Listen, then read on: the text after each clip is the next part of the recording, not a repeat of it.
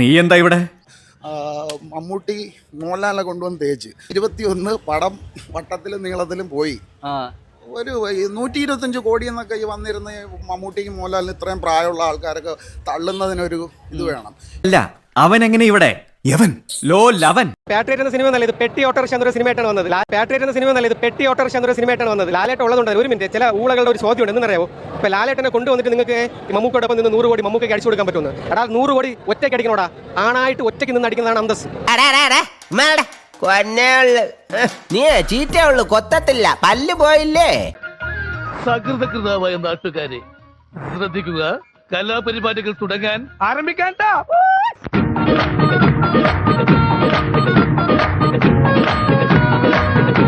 എന്താണ് പ്രോപ്പർ നമ്മൾ ഇതൊരു മൾട്ടി സ്റ്റാർ പടമായിട്ട് ലേബലി വരുമ്പം ജനങ്ങൾ എക്സ്പെക്ട് ചെയ്യുന്ന കുറെ കാര്യങ്ങളുണ്ടല്ലോ, അതൊന്നും നമുക്ക് കിട്ടിയിട്ടില്ല. പിന്നെ ഇല്ല, മൊത്തത്തിൽ ഇതിനകത്തൊരു എന്താ പറയാ, നമുക്കൊരു പ്രോപ്പർ സാറ്റിസ്ഫാക്ഷൻ കിട്ടില്ല. എന്നാലും ഞങ്ങൾക്ക് അത്ര വിശ്വാസം പോരാ. Feeling disappointed. നമ്മൾ എന്ത് ചെയ്യും? ഫസ്റ്റ് ഹാഫ് കണ്ട മാതിരിയുള്ളൊരു എന്താ പറയുക, ഒരു ഇമ്പാക്ട് കിട്ടിയില്ല. സെക്കൻഡ് ഹാഫിൽ വെറും ഒരു ആവറേജ് പടം, ഒരു ആവറേജ്. ഫസ്റ്റ് ഹാഫിനെക്കാട്ടും കുറച്ചും കൂടെ ബെറ്റർ ആയിട്ട് തോന്നിയ സെക്കൻഡ് ഹാഫ് ആണ്. പിന്നെ ലൈക്ക് ഒരുപാട് എക്സ്പെക്ടേഷൻ ഒന്നും വെച്ച് കാണാൻ നിൽക്കുന്ന ലൈക്ക് ഒരു നല്ലൊരു ആവറേജ് മൂവി ആയിട്ട് കാണാം. ഇവിടുത്തെ ഏറ്റവും തലവെച്ച പിള്ളേരുടെ സംഘം മോഹൻലാൽ എന്തിനാണ് ശരിക്കും വന്നതെന്ന് തോന്നിപ്പോയി. അതിന്റെ ആവശ്യം ഉണ്ടായിരുന്നില്ല. ഇതൊരിക്കലും ഇതൊരു മോഹൻലാൽ മമ്മൂട്ടി പടം എന്ന് പറയാൻ പറ്റത്തില്ല. മമ്മൂട്ടി പടം തന്നെയാണ്. വരവോടുകൂടി അങ്ങേരുടെ പേര് ഈ സിനിമ എഴുതി അത് ലാഗ് അടിച്ചു. പക്ഷെ അതല്ല, ലാലേട്ടൻ വരുന്ന പടം അങ്ങ് ഓണായി. ഇങ്ങനെ ഇരുന്ന പടം ഇങ്ങനെ ഒരു കയറ്റം കയറി. വർക്കായെന്ന് വെച്ചാൽ ന്യൂട്രൽ ഓഡിയൻസ് തന്നെ വർക്കാവും. കാരണം നമ്മൾ ഒരുപാട് മാസ് എക്സ്പെക്ട് ചെയ്ത് വന്നു കഴിഞ്ഞാൽ അത് അതിനുള്ളതില്ലത്. I'm very clear about it. This is wrong.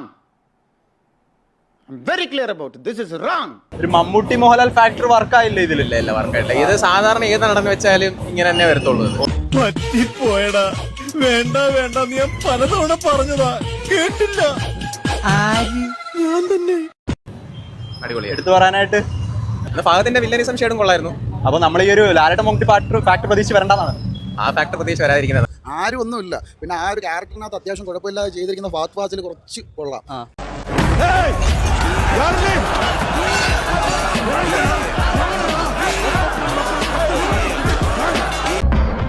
കാണാടാ 21 പടം വട്ടത്തിലും നീളത്തിലും പോയി.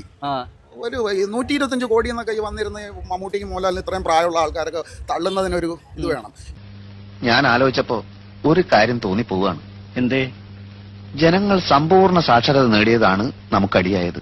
ഈ നയൻതാര എന്നൊക്കെ പറയുന്ന നടിയൊക്കെ എന്തിനാണോ എന്തോ ഈ സിനിമയ്ക്കകത്ത് വെറും ഒരു ചവറ് ക്യാരക്ടർ. ഒന്നിൽ വീട്ടുകാരെ പേടി വേണം, അല്ലെങ്കിൽ നാട്ടുകാരെ. അല്ലാതെ ഈ 125 കോടിക്കകത്ത് ഇതിനകത്ത് ഈ VFX ആണോ CG ആണോ അല്ലെന്നുണ്ടെങ്കിൽ ജെമിനി AI ആണെന്നൊന്ന് ചെയ്തത്. അതിനേക്കാളും കഷ്ടം. നമുക്ക് വേണമെന്നുണ്ടെങ്കിൽ ജെറ്റൊക്കെ എടുത്ത് പറക്കാടെ ഇപ്പോൾ നാച്ചുറലായിട്ട് പോലെ നമുക്ക് തോന്നും. എനിക്ക് നല്ല പുളിച്ച തെറി പറയാൻ അറിയാഞ്ഞിട്ടൊന്നുമല്ല, വേണ്ടെന്ന് വെച്ചിട്ടാ. എന്റെ സംസ്കാരം യോജിച്ചതല്ല. ഒരിക്കലും നമുക്ക് അതിനകത്തൊരു ബോണ്ട്, നമുക്ക് എന്തെങ്കിലും ഒരു ബോണ്ട് വേണ്ടേ? അവര് തമ്മിൽ ഉള്ള സീൻസ് ഒക്കെ കാണുമ്പോൾ ആ ഒരു ബോണ്ടൊന്നും ഒരിക്കലും വന്നിട്ടില്ല. നിർത്തിന്ന് പറഞ്ഞിട്ട് എന്ത് ചെയ്യാനാടാ, ഞാൻ ഇങ്ങനൊരു ദുരന്തനായി പോയി. മമ്മൂട്ടി മോഹൻലാലിനെ കൊണ്ടുവന്ന് തേച്ച് ആ ഒരു പരിപാടി. അല്ലാതെ ഇത് മമ്മൂട്ടി മോഹൻലാൽ സമ്പൂർണ്ണ ചിത്രമൊന്നും അല്ല.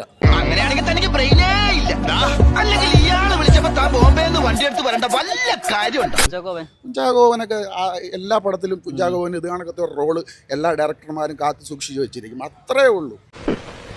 എവിടെന്നെങ്കിലും ഒരു വാടക കൊലയാളി കിട്ടുമോ മാഷെ? അവനെ തട്ടിക്കളയേ നിവർത്തിയുള്ളൂ. വലിയ വണ്ടി വായിച്ചാണ് ഇപ്പോഴും.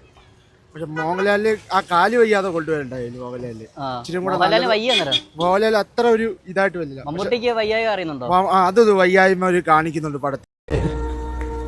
നമ്മൾ എന്ത് ചെയ്യും? പഴയ നരസിംഹത്തിലെ മമ്മൂട്ടി മോഹൻലാലുള്ള കോമ്പിനേഷൻ രീതി വന്നില്ല. ഒന്നുകിൽ നീ അല്ലെങ്കിൽ ഞാൻ എല്ലാത്തിനെയും നാളെ ഞാൻ കൊല്ലുവടാ. സൂപ്പർ മൂവി ആയിരുന്നു. ലാലേട്ടൻ മമ്മൂക്ക പൊളിച്ചടുക്കിയിട്ടുണ്ട്. നീ അങ്ങോട്ട് നോക്കി മനസ്സിലായ? അല്ലാതെ ക്യാമിയോ റോൾ വന്ന് നിന്നിട്ട് 100 കോടി അടിച്ചു കൊടുക്കാൻ വേണ്ടി മാത്രം. അത് മഹേഷ് നായർ, ഒരു മിനിറ്റ്, ലാലേട്ടന് വേണ്ടി മാത്രം കാത്തിരുന്നവരാണ് ഇവരൊക്കെ. മനസ്സിലായ? ഇവർക്ക് എന്തെങ്കിലും റിവ്യൂ പറയുന്നുണ്ടെങ്കിൽ ഇവരുടെ മുഖത്ത് ഒറ്റയ്ക്ക് നോക്കി സംസാരിക്കും. കാരണം എന്താ പറയാ, നമ്മൾ മനസ്സിലാവും, ഒരു മനുഷ്യൻ ആദ്യം ബഹുമാനിക്കാൻ പഠിക്കുക.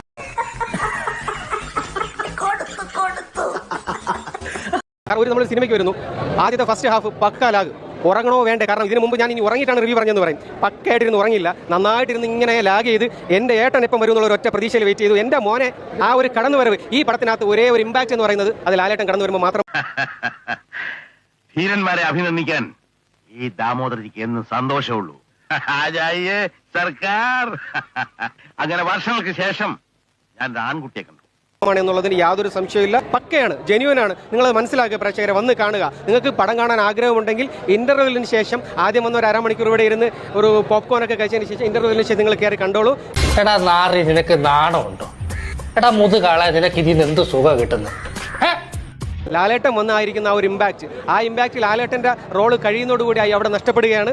തുറന്നു പറയുകയാണെങ്കിൽ നാട്ടുകാർക്കെല്ലാം നിങ്ങളെപ്പറ്റി വളരെ മോശം അഭിപ്രായം. എല്ലാരെയും കൊണ്ട് അതും ഇതും പറയിക്കാതെ ഒരു നല്ല രീതിക്ക് ജീവിച്ചൂടെ? പക്ഷേ മമ്മൂക്കയും ലാലേട്ടനും സ്ക്രീൻ പ്രസൻസിൽ രണ്ടുപേരും ഒരുമിക്കുണ്ടാവുന്ന ആ ഒരു ഫീൽ, അത് നമുക്ക് പക്കയായിട്ട് കിട്ടിയിട്ടുണ്ട് എന്നുള്ളത് നമ്മൾ അക്സെപ്റ്റ് ചെയ്തു. പ്രഭേ, ഞാനൊരു മണ്ടനാണെന്ന് നിനക്ക് സംശയം തോന്നുന്നുണ്ടോ? മുമ്പ് എനിക്കങ്ങനെ സംശയമുണ്ട്, ഇപ്പൊ ഉറപ്പായി. 100 കോടി ലാലേട്ടന ക്യാമിയോ റോളിൽ കൊണ്ടുവന്ന് വാങ്ങിക്കൊടുക്കുമോ എന്ന് ചോദിച്ച ആൾക്കാരുടെ അടുത്ത് പാട്രിയറ്റ് പോലുള്ള പൊട്ട സിനിമയ്ക്ക് എങ്ങനെയാണ് വാങ്ങിക്കൊടുക്കാൻ പറ്റുന്നത്? നമസ്കാരം പണിക്കരേട്ടാ. ഞാൻ എല്ലാം മറന്നു എന്ന് നീ കരുതി അല്ലടാ തെണ്ടി കഴിവറട മോനെ. ബാപ് ബാപ്പ് ബച്ചേ ബച്ചേ, മലയാളത്തിൽ കാ ബാപ്പ് കോൻ ഹേ? ഹമാരാ ലാലേട്ടൻ. ഓക്കെ, ബിഗർ മത് ജാവോ പൂരാ. ഓക്കെ, നീ ഒരു സൈക്യാട്രിസ്റ്റിനെ കാണുന്നത് നല്ലതാ. ഭ്രാന്താണെന്നല്ല ഞാൻ പറയുന്നത്.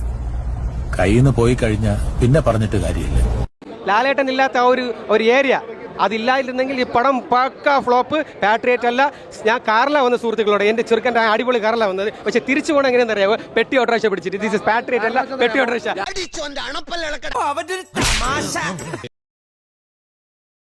ബ്രോ, പടം വൈസ് നോക്കുമ്പോഴത്തേക്കും ഒരു ലാലേട്ടൻ മമ്മൂക്ക ആയിരുന്നു. ഒരു ലാലേട്ടൻ ഇല്ലെങ്കിൽ പോലും സത്യം പറഞ്ഞാൽ ഈ പടം നല്ലതായിരിക്കും എനിക്ക് ഫീൽ ചെയ്ത്.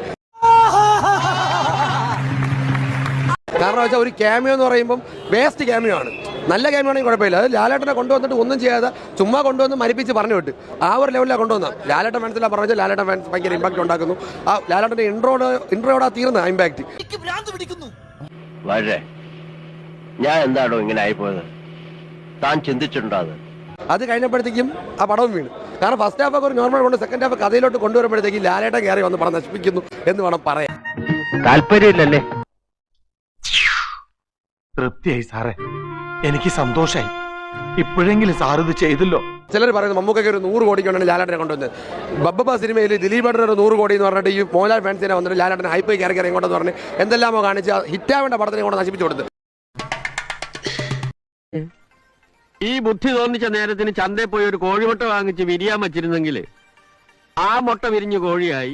മമ്മൂക്കൊക്കെ വന്നപ്പോൾ 100 കോടിക്ക് വേണ്ടി ലാലേട്ടനെ കൊണ്ടുവന്ന് പടം മോശമായെന്ന് പറഞ്ഞപ്പോഴത്തേക്ക് ലാലേട്ടൻ പൊളിയായിരുന്നു, മമ്മൂക്കൈ ബാക്കിയുള്ളവർ കാരണം കൊള്ളൂരാണ്. അങ്ങനെ പറയുന്ന ഡബിൾ സ്റ്റാൻഡ് ടീംസാണ് ഇപ്പോൾ ഉള്ളത്. അതുകൊണ്ട് അവരെ റിവ്യൂ കാര്യങ്ങൾ നോക്കില്ല. നോർമലായിട്ട് ഒരു ആവറേജ് മൈത്താനാണ് പടം, അത്രേ ഉള്ളൂ. ഒരു സ്റ്റാർ കാസ്റ്റ് വെച്ച് നോക്കുമ്പോഴത്തേക്ക് വലിയ സ്റ്റാർസിനെ കൊണ്ടുവരേണ്ട ആവശ്യം.